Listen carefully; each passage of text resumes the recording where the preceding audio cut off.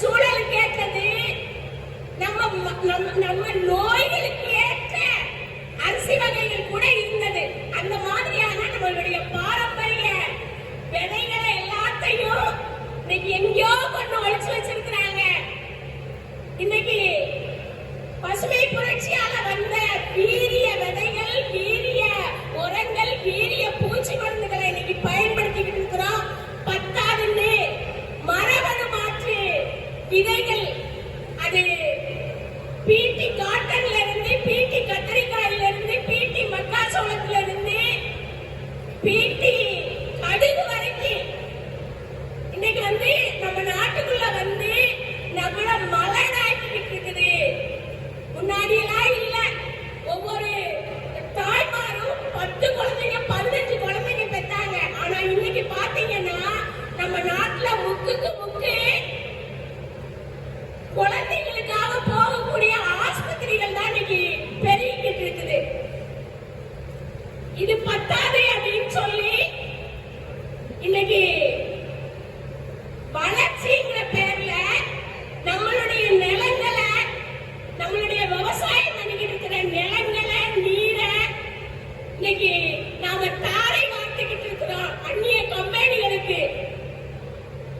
இனி கொஞ்ச நாள் ஆனா நம்ம கிட்ட இருக்கிற விவசாயத்தை கூட புடுங்கி கார்பரேட் கம்பெனிகளுக்கு கொடுக்கிறதுக்கான திட்டங்கள், சட்டங்கள் எல்லாம் போட்டுக்கிட்டு இருக்காங்க. அது நம்ம எல்லாருக்கும் தெரியும். இந்த மாதிரி வந்து விவசாயத்தையே, நம்மளுடைய உணவையே, நம்மளுடைய ஆரோக்கியத்தையே பாழ்படுத்திக்கிட்டு இருக்குது நம்முடைய அரசனுடைய திட்டங்கள். இன்னைக்கு சொல்றாங்க 42% பெண்கள் சத்து இல்லாம அனீமியாவுல இருக்கிறாங்க அப்படின்னு. 29% குழந்தைகள் வளர்ச்சி குன்றிய குழந்தைகளா இருக்கிறாங்க. 42% குழந்தைகள் சத்து இல்லாத குழந்தைகளா பிறக்கும் போதே பிறக்கிறாங்க அப்படின்லாம் வந்து நம்மளுடைய ஆய்வாளர்கள் சொல்றாங்க. இந்த மாதிரி நம்மள வந்து நோயாளி ஆக்கிக்கிட்டு இருக்குது. இந்த சூழல்ல தான் எங்களுடைய பெண்கள் இணைப்பு குழுவினுடைய களஞ்சிய பெண் விவசாயிகள் சங்கம் இந்த நிலையிலிருந்து இந்த நிலையை மாற்றுறதுக்கு எங்களால என்ன செய்ய முடியும் அப்படிங்கிற அந்த ஒரு சில விஷயங்களை நாங்க செஞ்சுட்டு இருக்கிறோம். அதை நான் உங்களோட பகிர்ந்துக்கிறோம். 94 ஆரம்பிச்ச எங்க அமைப்பு பெண்களை ஒருங்கிணைச்சுக்கிட்டு இருந்தோம். என்னைக்கு வந்து விவசாய நிலங்கள் நம்மளை விட்டு போக ஆரம்பிச்சதோ, இந்த நிலங்களை தக்க வைக்கணும், இந்த விவசாயத்தை தக்க வைக்கணும். ஏன்னா நீங்க உலகமயமாக்கல நம்ம வீட்டுல இருக்கிற ஆண்கள்லாம் இடம்பெயர்ந்து போகிற சூழல்ல விவசாயத்தை தக்க வைக்கணும்னா அது பெண்களால மட்டும்தான் முடியும் அப்படின்னு சொல்லி பெண் விவசாயிகளை ஒருங்கிணைச்சோம். ஏன்னா இன்னைக்கு விவசாயத்துல அதிக வேலை செய்யறது பெண்கள் தான். அப்ப அந்த பெண்கள் தான் காப்பாற்றணுங்கிறதுக்காக பெண் விவசாயிகளை ஒருங்கிணைச்சோம். இன்னைக்கு அந்த பெண் விவசாயிகள் வந்து இயற்கை விவசாயம், சூழியல் விவசாயம், சிறுதானிய விவசாயம் செஞ்சுக்கிட்டு இருக்கிறாங்க. எங்களுடைய சிறுவர் பஞ்சாயத்து வீட்டு தோட்டம், மாடி தோட்டம் போட்டுட்டு இருக்கிறாங்க. இயற்கை முறையில பாரம்பரிய விதைகளை பயன்படுத்தி போட்டுட்டு இருக்கிறாங்க. இன்னொரு பக்கம் நாங்க மரபணு மாற்று விதைகளுக்கு எதிராக தொடர்ந்து போராடிட்டு இருக்கிறோம். பாரம்பரிய விதைகளை நம்ம தக்க வைக்கணும், மீட்டெடுக்கணுங்கிறதுக்காக நம்ம கேரளா தோழர் சொன்ன மாதிரி நாங்க வந்து பாரம்பரிய விதை திருவிழாக்களை நடத்தி விதைகளை சேகரிச்சு மற்றவங்களோட பகிர்ந்துக்கிறோம். அந்த மாதிரியான விஷயங்களை செய்யறோம். தொடர்ந்து தோழர் பேசினாங்க, தோழர் நக்கீரன் அவங்க பேசினாங்க. இன்னைக்கு காலநிலை மாற்றம், இந்த காலநிலை மாற்றத்தை தக்க வைக்கிறதற்கு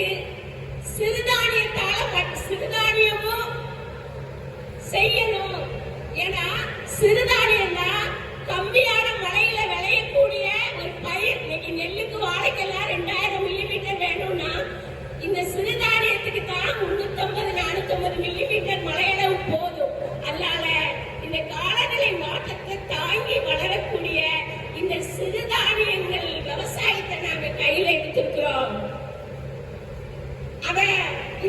சிறுதானியத்தை சாப்பிடுறதற்காக பள்ளிகள்ல கல்லூரிகள்ல அவங்களுக்கு நாங்க இந்த சிறுதானியத்தில் இருக்கக்கூடிய சத்துக்கள் இத பத்தி விழிப்புணர்வு கொடுத்துட்டு இருக்கிறோம், தொடர்ந்து கொடுத்துட்டு இருக்கிறோம். 2009 இருந்து கொடுத்துட்டு இருக்கிறோம். இந்த சிறுதானியம் சத்து, நீங்க தான் சத்து இல்ல அப்படின்னு சொல்லி செறிவூட்டப்பட்ட அரிசி போடுறீங்களே, அந்த செறிவூட்டப்பட்ட அரிசி ஆய்வு பண்ணப்பட்டதா இல்லையே, ஒண்ணு ஆய்வு பண்ணி அந்த ஆய்வு அடிப்படையில நீங்க வெளியே விட்டுருந்தா பரவாயில்ல. ஏன் நம்ம முன்னோர்கள் சாப்பிட்டு ஆரோக்கியமா இருந்த இந்த சிறுதானியம் இருக்கு இல்லையா, ஏன் அந்த சிறுதானியத்தை நீங்க இந்த ரேஷன் கடையில கொடுக்க கூடாது? தமிழ்நாடு அரசு சொல்லிச்சு, 2 மாவட்டத்துல 2 கிலோ கேழ்வரகு ஆரியம் கொடுத்துட்டு அதோட நிறுத்திக்கிட்டாங்க. ஏன் இந்த மற்ற மாவட்டங்களுக்கு கொண்டு போக கூடாது அப்படிங்கிறத தொடர்ந்து நாங்க எங்களுடைய கிராம சபைகள்லையும் அரசு அதிகாரிகளையும் தொடர்ந்து அதை வழக்குரைகள் செஞ்சிட்டு இருக்கிறோம்.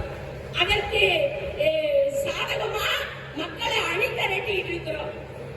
ஏன்னா காலநிலை மாற்றம் எதிர்காலத்துல இன்னைக்கு உள்ள விவசாயத்தை ஒரு பக்கம் காலநிலை மாற்றத்தினுடைய வறட்சி பாதிக்கு, இன்னொரு பக்கம் அதிகமான குறைஞ்ச காலத்துல அதிகமான மழை விவசாயிகளுக்கு மிகப்பெரிய கேள்விக்குறியாதான் இருக்குது. இதையும் தாண்டி விவசாயிகள் விவசாயம் செஞ்சு எல்லாருக்கும் சாப்பாடு கொடுக்கணும் சொல்றாங்க. ஏன்னா இன்னைக்கு நிறைய பேர் விவசாயத்துல நஷ்டப்பட்டு விவசாயத்துல இருந்து வெளியேறிட்டு இருக்காங்க. இப்ப எல்லாரும் நம்ம வெளியே வந்துட்டோம்னா யாரு சாப்பாடு கொடுக்கிறது? 140 கோடி மக்களுக்கு. அதனால விவசாயத்தை தக்க வைக்கணும். அதற்கு அரசு சில விஷயங்களை கையில எடுக்கணும். இன்னைக்கு நிலங்கள் எல்லாம் கம்பெனிகளுக்கு கொடுத்துட்டு இருக்கிறீங்க. அந்த பஞ்சாயத்துல இருக்கிற நிலங்களை அந்த கிராமத்துல இருக்கிற மக்களுக்கு கொடுங்க. பஞ்சமி நிலங்களா இருக்குது, பூமிதான நிலங்களா இருக்குது, இந்த மாதிரி நிறைய கோயில் நிலங்கள் இருக்குது. இதையெல்லாம் அந்த பகுதியில கூட்டாவோ தனியாவோ வேலை செய்யற பெண்களுக்கு, பெண்கள் குழுக்களுக்கு, அங்க இருக்கக்கூடிய சங்கங்களுக்கு கொடுங்க அப்படின்னு தொடர்ந்து அரசோட பேசிட்டு இருக்கிறோம். அரசு தரல நிலம், ஆனாலும் நாங்க விடல. இன்னைக்கு பெண்கள் கூட்டு விவசாய குழுங்கிற அடிப்படையில அங்க யாராவது விவசாயம் பண்ணாம போட்டிருக்கிற நிலங்களை குத்தகைக்கு வாங்கி அதுல இயற்கை விவசாய முறையில பல பயிர் சாகுபடி முறையில அங்க விவசாயம் பண்ணி அந்த குடும்பங்களுடைய ஒரு 5 பேர் 10 பேர் அட்லீஸ்ட் அந்த குடும்பங்களுடைய உணவு உத்தரவாதத்துக்காவது அது உறுதியாகட்டும் அப்படிங்கிற அந்த விஷயத்தை நாங்க தொடர்ந்து பண்ணிட்டு இருக்கிறோம். அடுத்ததா